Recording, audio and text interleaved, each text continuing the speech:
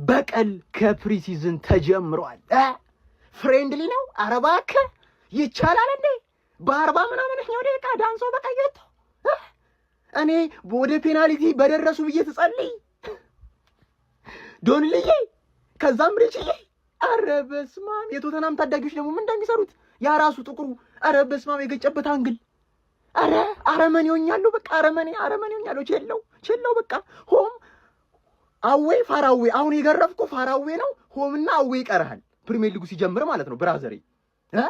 ፍሬንድሊ ምናምን እኔ አይመቸኝም። ጥጋብ ንቀት አይመቸኝም። ሲርኒ ባጠፋው ቼልሲን ግልብ ባለቀ በጎዶሎ ማለት ነው። ከሞን ዮስፓ ግማን አንተ ዝም ብለህ መልክ ስራ፣ ተጫዋች ብቻ ግዛ፣ ጨዋታ አታሸንፍ። በቃ አመድ እኮ እድሜ ልክህን እንዴት ተመሳሳይ ትሆናለህ? አዎ እምገኘው እንግዲህ ኩሪፍቱ ነው ወደ አሸዋ ሜዳ ዛሬ የገነርስ ሚዲያ መክፈቻ ፕሮግራም እያካሄድኩ ነው። ግን ተለጠፈ ሲሉኝ በቀይ ተጫዋች ወጥቶበት ሳይ ማለት ነው አልቻልኩም። በቃ መጥቼማ ቪዲዮ መስራት አለብኝ አልኩኝ። አንተ ምንድነው ቼለው ተጫዋች ብቻ እየገዛ የምታስፈራራው? በቀይ 49ኛው ደቂቃ ተጫዋች ወጥቶልህ አይደል እንዴ? ቢያንስ እንኳን በጎዶሎ እንኳን ጨዋታን ማሸነፍ አችልም ቼለው ምን ሆነ ነው? እኔ ይሄንን ጉድ ሚኮ የሚሰጠውን መግለጫ ጠብቅና ያለው እንጂ ያንተ ነገር ለፈጣሪ መስጠት ነው። ማንዬ ለጠፉት ወይኔ ቼለው ጨዋታ ግን ፍሬንድሊ ነው ብለው ነግረዋቸዋል። ጎበዝ አራን ጠይቅ ጠይቅ እንዴ ምንድነው? ፈረስታ አሁን ያየነው እንዴት ነው ጨዋታቸው? ነግረዋቸዋል። ፍሬንድሊ ነው አትጨንቁ ነው ብለዋቸዋል። ደርቢ ሆኖ ፍሬንድሊ የለም ግን ተፋጠጉት ነው ብናችሁ ትሆናል። የመጀመሪያ ጎሉን አስቆጥሯል ፍሬንድሊ ላይ ማለት ነውና ሪቻርልሰንም ከአንግል የተረፈች ጎል አስቆጥሮ እንደለመደው ብራዚላዊነቱን አሳይቷል። ግን ቆንጆ ጨዋታ ነበር። በእውነት ቶተናም ቶናሊ ቆንጆ ፈራሚ ወሩን አይተንበታል። ቼልሲ ቆንጆ ተፎካካሪ ነው ጋይስ። ቼልሲን 2025-26 እንዳስቀመጥናል የፍቅር ጨዋታውን ላታሸንፍም ረጀላ እንዳስቀመጥናት በቃ እዛው በቃ ባርል አንዳንዴ ታሸንፋለህ፣ አንዳንዴ ትሸነፋለህ። ፕሪሲዝን ነው ያጋጥማል። ምድረ ልፋጫ ምንድነው የምታሳዩት? ሜዳ አንዱ ያጨሳል ቆሞ ሜዳ ውስጥ አይቻለሁ። ስም አልጠራም፣ ማን ይገዛኝ? ስም አልጠራም፣ አይቻለሁ። ወይኔ ፕሪሲዝን ፐርፎርማንስ ነው የሚታየው ምናምን ስል ባለፈው እውነት መስሎ የታል ፐርፎርማንሱ? የለም ምንድነው ያየነው ዛሬ? እኔ የመሸነፍ ቻፕተር ዘግቻለሁ። ባለፈው ሲዝን አብቅቷል። በቃኝ። አሁን ወደ ማሸነፍ ቻፕተር ገብተናል እኮ። አይቻለሁ። ተስተካከል እንደሆነ ተስተካከል። ምድረ ልጋጋም ማለት ነው። እንደዚህ ማንቀጥላትም ጨዋታ መሸነፍ በጣም ጥሩ ነገር ነው። ለምን መሰላችሁ? ካስታወሳችሁ ከዚህ በፊት በነበረው ጊዜ የወዳጅነት ጨዋታ ላይ መደዳ ሙሉ ለሙሉ አሸንፈን ምናምን ምን ያህል ተቸግረን እንደነበር ታስታውሳላችሁ። በተለይ ፖቼቲኖ ሲመጣ ይሁን እንደዚህ ነገር እንደዛ አይነት ችግር ውስጥ ገብተን ነበር እና በወዳጅነት ጨዋታ ስትሸነፍ ክፍተቶችን ታይበታለህ። ክፍተቶችን የቱ ጋር እንደምትሞላቸው በደንብ ትማርበታለህ። ሌላው ደግሞ ምን መሰላችሁ? ከ6 ጨዋታዎች በኋላ ነው ለመጀመሪያ ጊዜ ቶተናም ቼልሲን ያሸነፈው። ዛሬ ትንሽ ያዩዋቸውን ነገሮች ልንገራችሁ። ጃቪ አሎንሶ መጨረሻ ላይ የቀየረው ቅያሪ በጣም አሪፍ ነበር። ለምን መሰላችሁ? እነሱ በጎዶሎ እየተጫወቱ ነው። ስለዚህ እኛም በጎዶሎ መጫወት ነበረብን። ምክንያቱም ጨዋታው እንዲመጣጠን እኛም በጎዶሎ ተጫወትን። ዴላፕ ሲገባ ያው ጎዶሎ ሆንን ማለት ነው። ሌላው ደግሞ ምንድነው ምኑን አይቶት እንደሆነ አላቅም።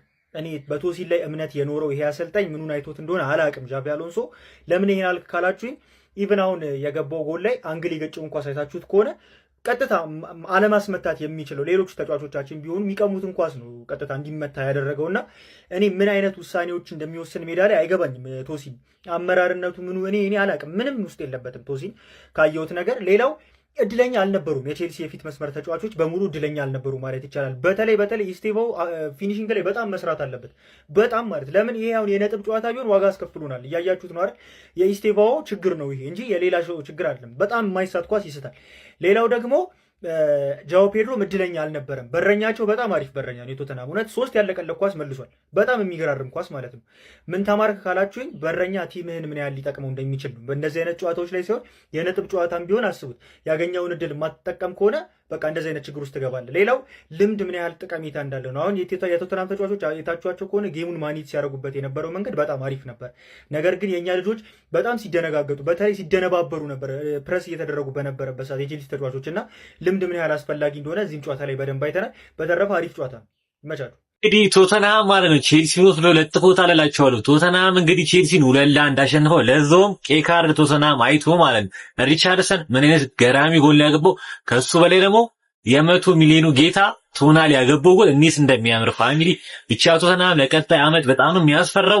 እንግዲህ ስለ ጨዋታው የምታስባችሁን ኮሜንት ላይ ላይክ፣ ፎሎ፣ ሪፖስት ማድረግ እንዳይረሳ። በደንብ ኮምፕሊት እያደረጋችሁ ሚኮስ ፐርስን ያላስቀይምሽም እኮ ፕሪሲዝን ላይ ማልገርፍሽ ፕሪሚየር ሊጉ ላይ አይሆንም ቢያንስ በዚህኛው ተደሰቺ። ለማንኛውም ፕሪሲዝን ማለት ጋይስ የአቋም መፈተሻ ነው እኮ። ምን ሆናችሁ ነው? አሎንሶ የሚቀነሰውን ተጫዋች ለመቀነስ መምጣት ያለበትን ተጫዋች ለማምጣት ነው።